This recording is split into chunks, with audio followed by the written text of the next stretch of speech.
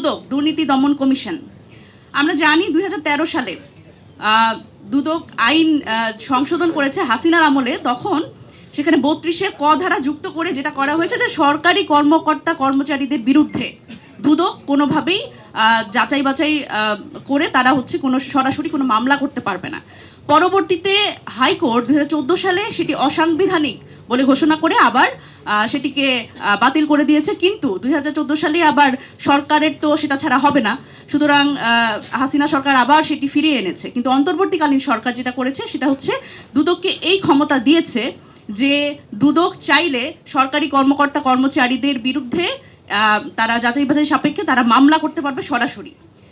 এবার এই বিষয়টি কিন্তু বাতিল হয়ে যাচ্ছে এবং এই অধ্যাদেশ যেটা অন্তর্বর্তীকালীন সরকারে দুদক অধ্যাদেশটি আরও কিছু ক্ষমতা আসলে দুদককে দিয়েছিল।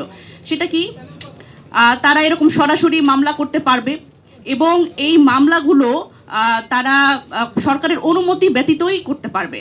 কিন্তু আমরা দেখলাম যে এটি সরকার যেটা সুপারিশ করেছে সেখানে হচ্ছে সরকার বলছে যে না, এটা যদি করে তাহলে সরকারের জায়গাটা দুর্বল হয়ে যায়।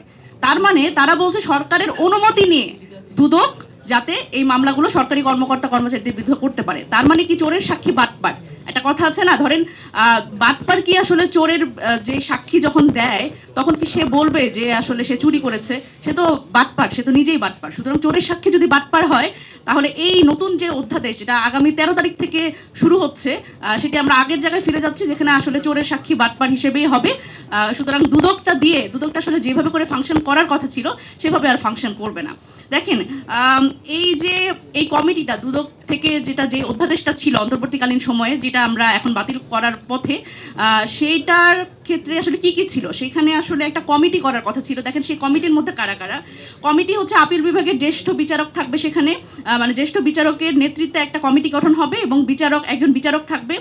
তারপরে মহা হিসাব নিরীক্ষক যেটা সাংবিধানিক প্রতিষ্ঠান, সেখানে যে চেয়ারম্যান তিনি থাকবেন, পিএসসির চেয়ারম্যান থাকবেন। তারপরে বিরোধী দল, স্পিকার মনোনীত বিরোধী দল এবং সরকারি দল, এই দুইটা জায়গা থেকে 2জন এমপি থাকবেন। তারপরে হচ্ছে 15 বছরের অভিজ্ঞতা সম্পন্ন একজন থাকবেন যিনি আসলে এই দুর্নীতি দমন নিয়ে কাজ করেছেন দীর্ঘদিন। সুতরাং এই যে একটা কমিশন, এই 7 জনের একটা কমিটি, এই কমিটি 5 জনের একটা কমিশন, মানে কমিটি আসলে রাষ্ট্রপতিকে সুপারিশ করবেন এবং এখানে একজন চেয়ারম্যান এবং 4 জন সদস্য। সুতরাং এই যে সুপারিশ করবে, এই সুপারিশের জায়গাটা আসলে তারা ভয় পাচ্ছে, কারণ বাছাই কমিটি কম হয়ে গেছে। আপনারা চিন্তা করতে পারেন যে এই বাছাই কমিটিতে ওনারা বিএনপির পক্ষ থেকে এখন যেটা বলা হচ্ছে এটা কেন বাতিল করা হচ্ছে, কারণ বাছাই কমিটিতে সরকারি প্রতিনিধি কম হয়ে গেছে। সুতরাং এই যে চোরের মন পুলিশ এইটা তো আমরা জানি, এই পুলিশ যে তারা করছে, তারা যে আসলে ভবিষ্যতে চুরি করার বড় বড় ফাঁদ তৈরি করছে, এটা তো আমাদের আসলে বুঝতে আর বাকি নাই। দেখেন, এবার আমরা বলি পুলিশ কমিশনের কথা। দেখেন, পুলিশ কমিশন নিয়ে কিন্তু অনেক বিতর্ক আছে। এটি আসলে একটা পুলিশি আমলাতান্ত্রিক একটা কমিশন হয়েছে, এই ধরনের নানান কিছু আছে। কিন্তু একটা জিনিস ছিল, এবং পুলিশ সংস্কার কমিশন, এখানে বদিউল আলম ভাই আছেন, উনি আরও বলবেন। পুলিশ কমিশন নিয়ে কিন্তু এই সংস্কার কমিশনটি গঠিত হওয়ার পরেও আমরা কিন্তু ঐকমত্য কমিশনে এই বিষয়টি নিয়ে আলোচনা করতে পারিনি। একটি গণ অভ্যুত্থান হয়েছে যেখানে পুলিশ বাহিনী সরকারের পেটোয়া বাহিনী হিসেবে কাজ করে ছাত্র জনতার উপরে কিন্তু গুলি চালিয়েছে। সেই পুলিশ সংস্কার কমিশন, এত গুরুত্বপূর্ণ একটা কমিশন নিয়ে আমরা কিন্তু কথা বলতে পারিনি। শেষের দিকে একদিন আমরা কয়েকটা দল মিলে আমরা বললাম যে না, এটা নিয়ে আলোচনা করতেই হবে। তখন আলোচনা করা হলো এবং সেখানে কিন্তু এই স্বতন্ত্র পুলিশ কমিশন গঠন করার ক্ষেত্রে বিএনপির কোনো নোট অফ ডিসেন্ট ছিল না। সুতরাং বিএনপির যখন নোট অফ ডিসেন্ট ছিল না, তার মানে বিএনপিটা মানছে। কিন্তু দেখেন, পুলিশ কমিশনের এই আইজিপি নিয়োগ, এইটার জন্য একটা ছোট্ট একটা সুপারিশ দেওয়ার কথা এই পুলিশ কমিশনকে আরো অনেক ক্ষমতা দেওয়া হয়েছে, সব না মানলেন। কিন্তু একটা ক্ষমতা দেওয়া হয়েছিল যে পুলিশ কমিশন থেকে যে আইজিপি নিয়োগের সুপারিশ, যেটা আবার সরকার মানতে বাধ্য না, অধ্যাদেশে এটা লেখা ছিল যে তারা একটা সুপারিশ করবে, 3 জনের নাম সুপারিশ করবে, যেটা সরকার মানতে বাধ্য না। কিন্তু এই সুপারিশটা দিতেও তারা এই পুলিশ কমিশনকে বাধা দিচ্ছে, এর কারণে কিন্তু এই অধ্যাদেশটি বাতিল হচ্ছে। সুতরাং সরকারের এবং এই যে রাজনৈতিক প্রভাব মুক্ত যে একটা পুলিশ বাহিনী আমরা তৈরি করতে চাচ্ছিলাম এই গণ অভ্যুত্থানের পরে, সেটিও কিন্তু বাধাগ্রস্ত হচ্ছে। এই সরকারের এই মানে ভবিষ্যতে বড় চোর হওয়ার ক্ষেত্রে তারা বাধাগ্রস্ত হবে বলে তারা মনে করছে। দেখেন, আরও একটি বিষয় যেটা আসলে খুবই গুরুত্বপূর্ণ, প্রশাসক নিয়োগ নিয়ে আমরা কথা বলছি, যে প্রশাসক নিয়োগ অধ্যাদেশ, দেখেন এই সরকার আসলে কি করছে, একদম এক কথায় যদি বলি, এই সরকার যেটা করছে সেটা হচ্ছে যে যেই অধ্যাদেশটি তাদের নির্বাহী ক্ষমতা কমাচ্ছে সেই অধ্যাদেশ বাতিল করছে, আর যেই অধ্যাদেশ বিশেষ পরিস্থিতির জন্য রাখা হয়েছিল সেই অধ্যাদেশ আবার এই মুহূর্তে তারা চালু করছে, যাতে তাদের ভবিষ্যতে নির্বাহী ক্ষমতা আরো বাড়ায়। দেখেন এই যে আওয়ামী লীগের সময় গণ অভ্যুত্থানের পরপর আওয়ামী লীগের যে বিতর্কিত যে জনপ্রতিনিধিরা ছিল বিভিন্ন জায়গায়, তাদের কিন্তু অপসারণের একটা অধ্যাদেশ ছিল এবং নিয়োগের অধ্যাদেশ ছিল, সেটা বিশেষ পরিস্থিতি। এখানে আমাদের সাবেক স্থানীয় সরকার মন্ত্রণালয়ের উপদেষ্টা আছেন, তিনিও এই ব্যাপারে বলবেন যে ওনাদের সময় এটা করেছিলেন। সেটা হচ্ছে যে এই অধ্যাদেশ যখন তারা করেছেন, এটি সেই সময়ের জন্য একটা বিশেষ পরিস্থিতির জন্য কিন্তু এটি করা হয়েছে, কিন্তু এখন এসে দেখেন এই অধ্যাদেশটি কিন্তু আবার বিএনপি সরকার বলছে এটা থাকবে। কারণ তার মানে দেখেন এটা কত বড় একটা যথেচ্ছ, এর একটা ব্যবহার হওয়ার সুযোগ আছে সামনে, যখন কিনা এই সামনে এই জনপ্রতিনিধিরা হবেন তারাও কিন্তু সরকারের একেবারে সরাসরি তাদের কথা না শুনলে তাদের কিন্তু যে কোনো সময় এই অধ্যাদেশ দিয়ে সরিয়ে দেওয়া হবে।